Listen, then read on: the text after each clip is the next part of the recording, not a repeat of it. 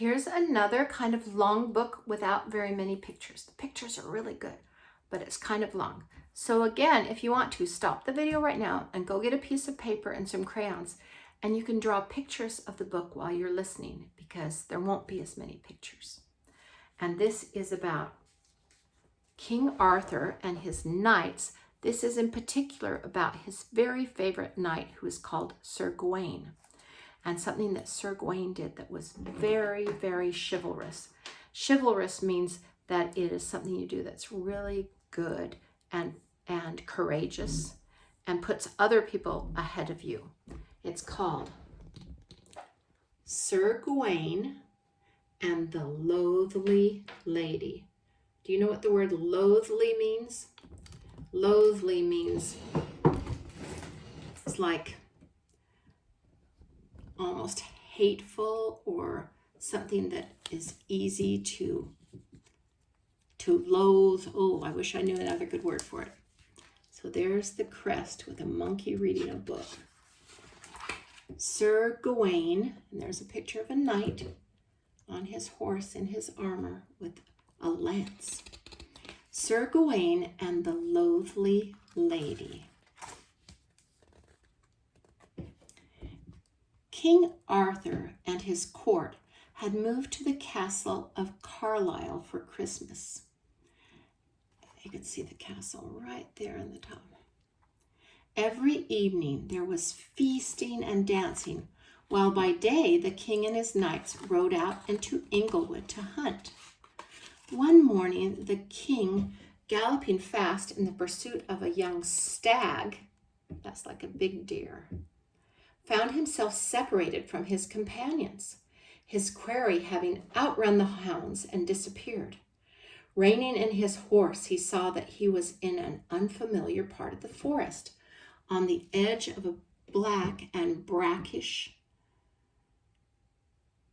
pond surrounded by pine trees whose dark foliage obscured the light of day.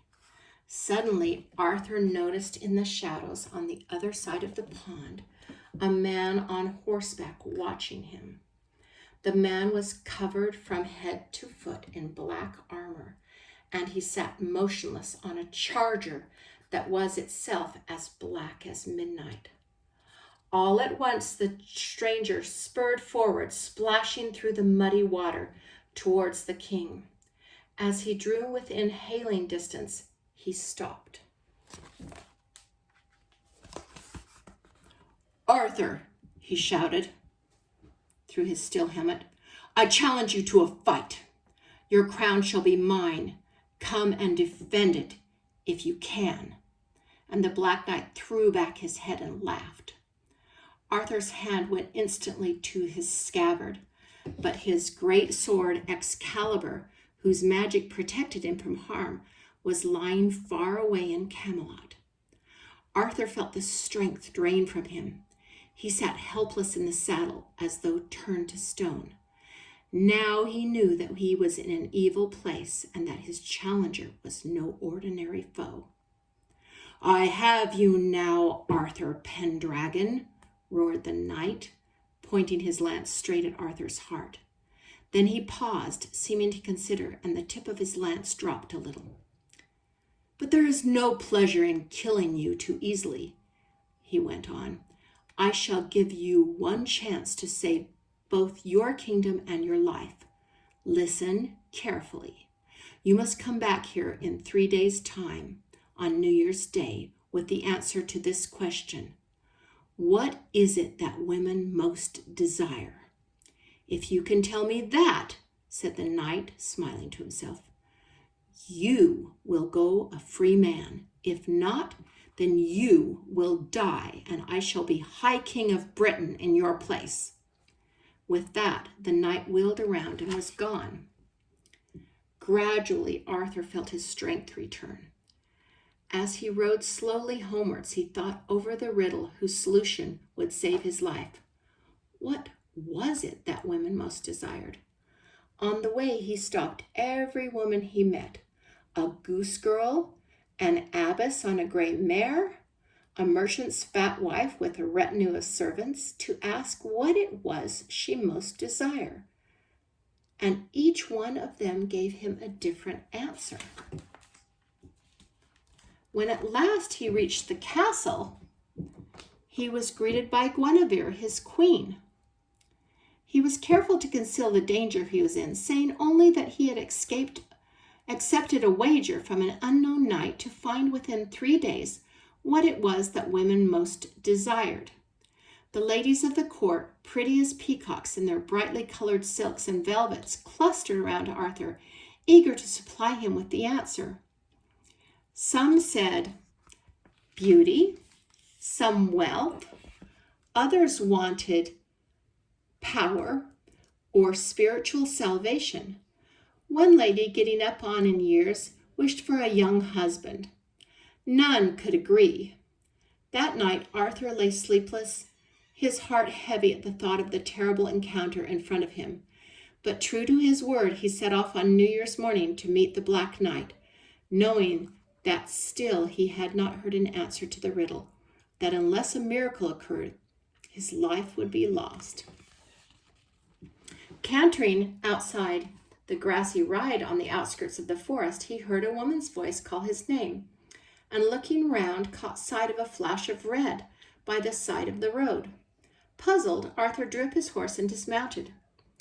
He walked back a few steps and saw in front of him, sitting on a tree stump, a woman in a scarlet dress. She looked up at him, and Arthur gasped.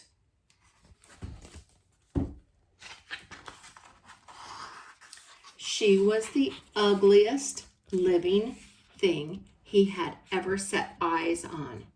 A freak, a monster, a truly loathly lady. Her nose was like a pig's snout. From a misshapen mouth stuck out 2 yellowing rows of horse's teeth. Her cheeks were covered in sores. She had only one eye, rheumy and red-rimmed, and from a naked scalp hung a few lank strands of hair. Her whole body was swollen and bent out of shape, and her fingers, on which were several fine rings, were as gnarled and twisted as the roots of an old oak. "My lord king," said the hag, "why do you look so dismayed?" Quickly, Arthur explained that he had been deep in thought, and he told the Loathly lady about his quest, how he was honor-bound to accept the Black Knight's challenge, and how, without the answer to the question, he was sure to die. The lady laughed. "I can answer your question," she said. "There's no mystery to that. But if I do, you must promise to grant me one wish, whatever that wish may be." "Madam, you have my word," the king eagerly replied. "Anything you ask shall be yours." The lady whispered a few words in his ear, and then Arthur knew with absolute certainty that he had nothing more to fear.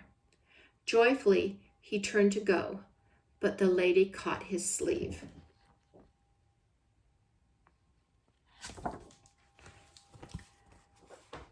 "Now, for your side of the bargain," she said, still holding him by the sleeve.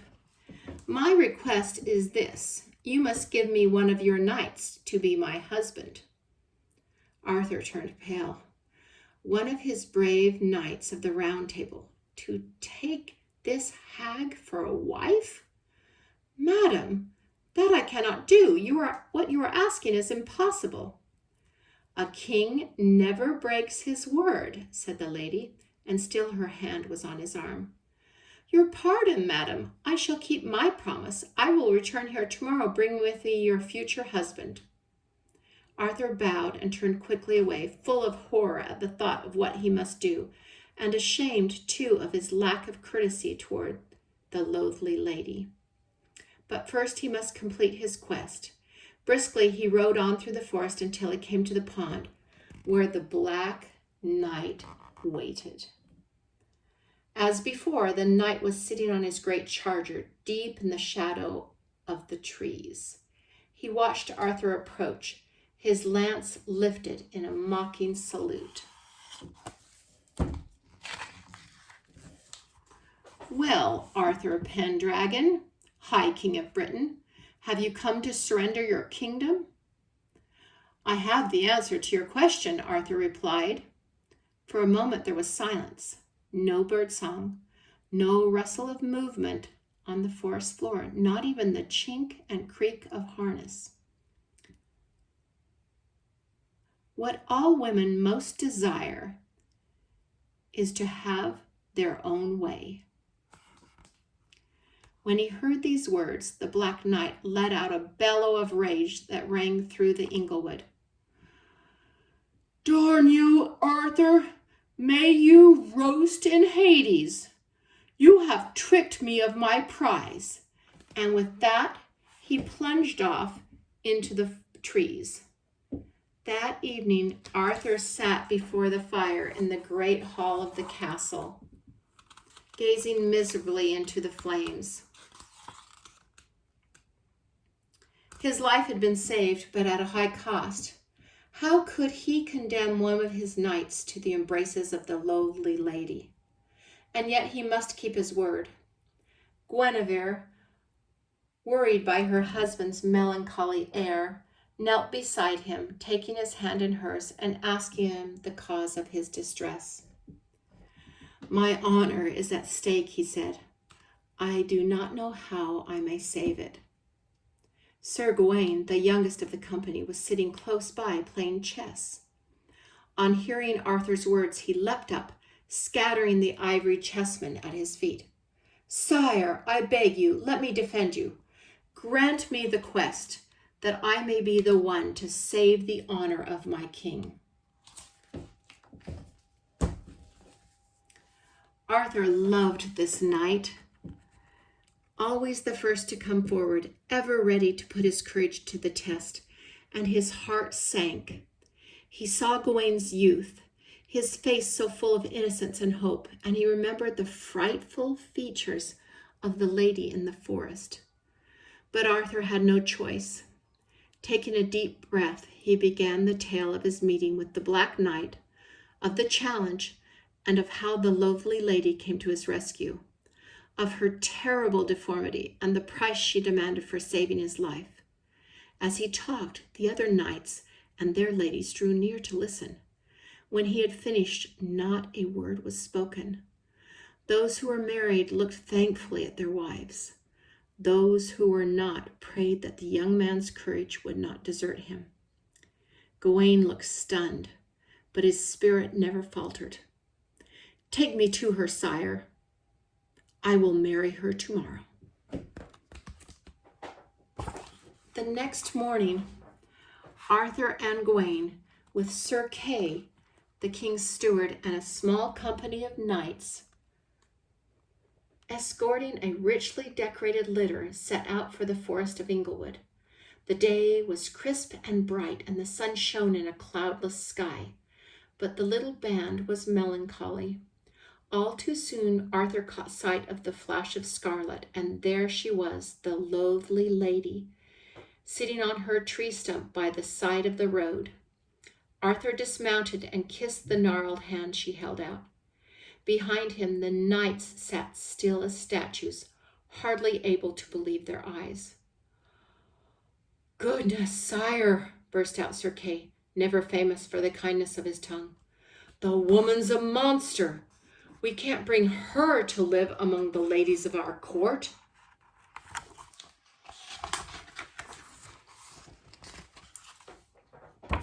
Before Arthur could rebuke his steward, Gawain jumped down from his horse and knelt before the lady. Madam, he said, will you honor me with your hand in marriage? Oh, Sir Gawain, not you. Have you too come to mock me? Said the lady. But when she looked into the knight's honest face, she knew he had spoken sincerely.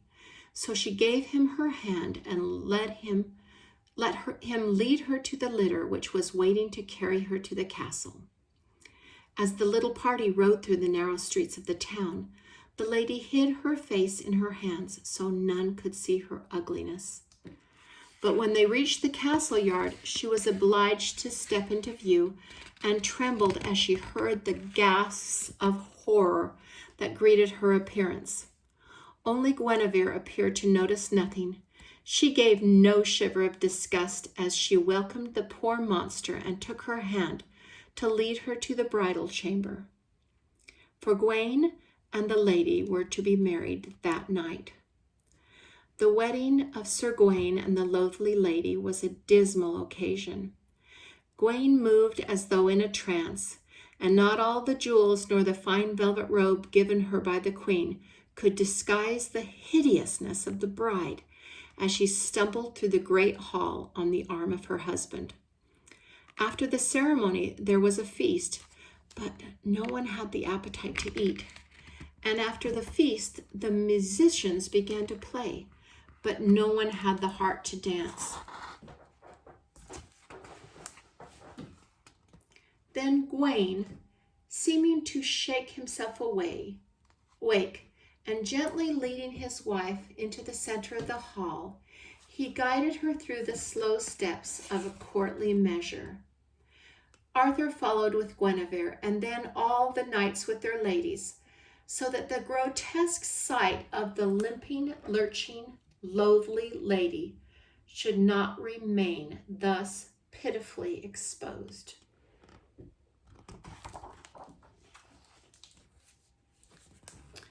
As midnight struck and the hour could no longer be postponed, the king and queen dismissed the company and then escorted the couple to their chamber.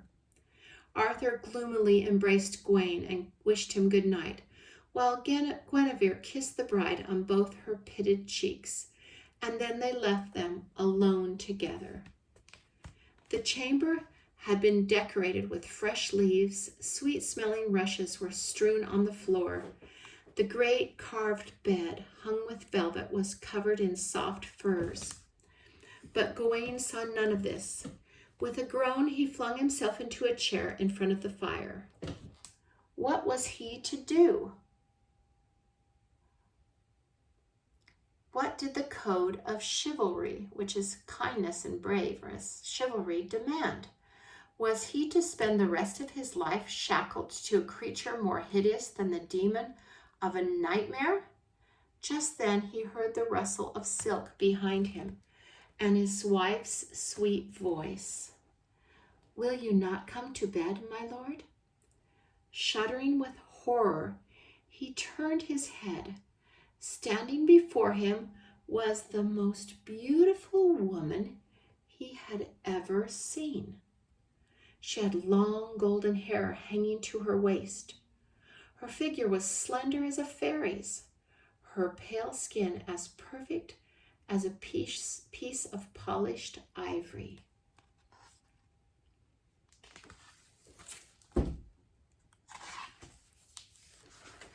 Slowly placing her arms around his neck, she kissed him gently on the cheek.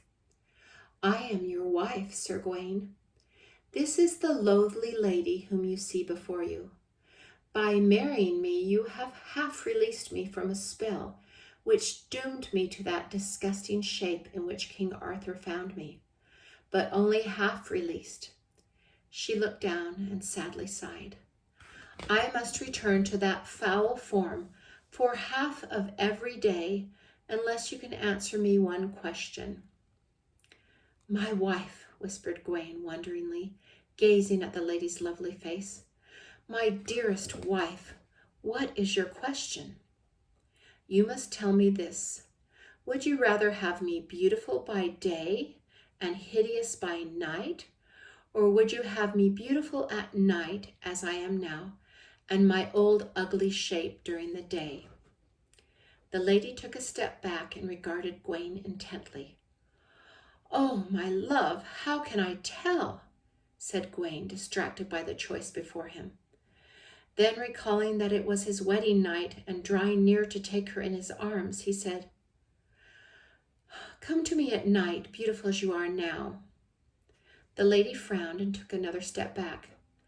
"That is strangely uncharitable of you, sir. Do you condemn me to the contempt of the whole court to be mocked and despised everywhere I go, unable to let darkness hide my shame? That is not what I expect a loving husband to wish for me, that I should suffer in this way. Oh, forgive me, cried Gawain, penitent. That was cruelly thoughtless of me. Be beautiful by day, my love, and at night resume your old shape. He held out a hand to her. But still the lady was not pleased. She did not take his hand. Oh, husband, said she, do you love your wife so little that you care not how vile she looks lying beside you? Are you so indifferent as to be content with an ugly witch as the companion of your private hours? Do you not consider my feelings at having to come to you every night, repellent and deformed? Gawain, at a loss for words, hung his head. Whatever choice he made, by day, by night, was wrong. Madam, I am unable to answer your question. I must leave it to you. You must choose whichever you prefer. At this the lady laughed and clapped her hands with joy. That, she cried, flinging her arms around his neck, is the right answer to my question. You have given me what every woman wants, her own way. And now the spell is broken. You will never see that hideous old hag again. I am my true self and will be yours forever. The next morning, Arthur, anxious to know how Gawain had survived the night, wondered that such a reluctant bridegroom should stay in his chamber so late, expecting rather that he would leave the sight of this lowly lady as soon as courtesy allowed. But when at midday Gawain finally appeared, leading his bride into the hall, Arthur wondered no more. The pair was so happy and so much in love. Now he saw that all was well, his kingdom safe, the lady free of her enchantment, and ahead of them a night of celebration such as the castle of Carlisle had never seen before. So, you could see that Sir Gawain, by being unselfish and letting the lady choose what she wanted the most, had the answer right. And that just goes to show that when you are thinking of what to do for someone else, you need to think in your mind, what would they like? What should I do for them that they would like? Heavenly Father said, do unto others as you would have them do unto you. But the even better is to empathize what they need and to do that to them. And that's what Sir Gawain did. And that's how he broke the spell of the Loathly lady.